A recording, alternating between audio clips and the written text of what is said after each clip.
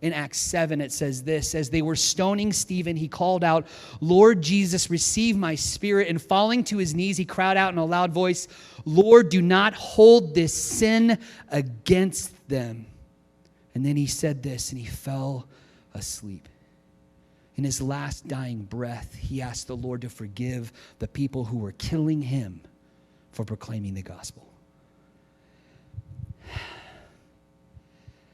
This past week, I met a guy named Manny, and he came to fix my air conditioning. And this man is a great guy, super nice guy. We were just talking about life, and he shared with me some things, kind of he was going through, and he had been in ministry. Man, great guy. We just had this heart-to-heart connection. We started talking about these things. And man, straight away, this thing kind of leaned towards forgiveness, the conversation.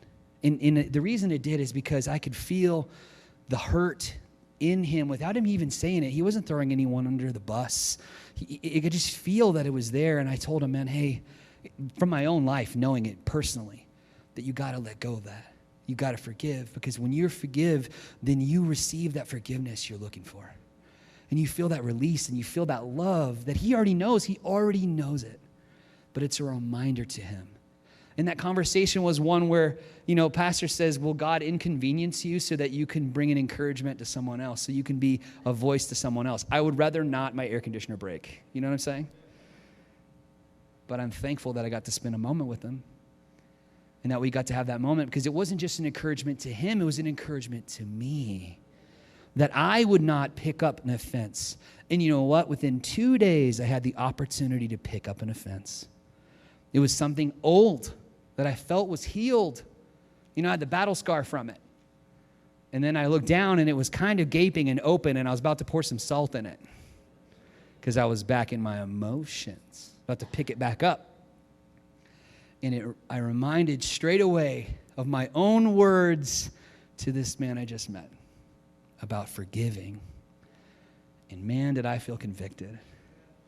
I told Manny, I said, hey man, we just moved back from the Middle East last year. And I said, the biggest change for me to come back here was that, people play church in America.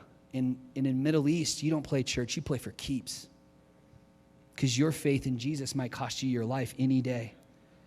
People bomb churches, they attack Christians on the way to church camp and shoot them down with machine guns. Stuff happens like that. There was bombs that went off 4 miles from my house. My friend was in the courtyard where people turned into mist because they believe in Jesus, and someone took offense to it. We went to the church camps where people were on their way and got shot down. Here's the thing. If you keep your faith in Jesus as close to you and close to your heart like we've been talking about, then you don't have any problem, because it's important to you, and you don't have to worry about any of your relationship, because you're already with Jesus every day. But if you are keeping Jesus at a distance and he's trying to draw close to you, and you're pushing Jesus away, then friend, you are the one that has the problem. And I don't want to be you if something happens in the meantime. Does that make sense? That we would draw close to him just as he wants to work through us. So intentions of the heart.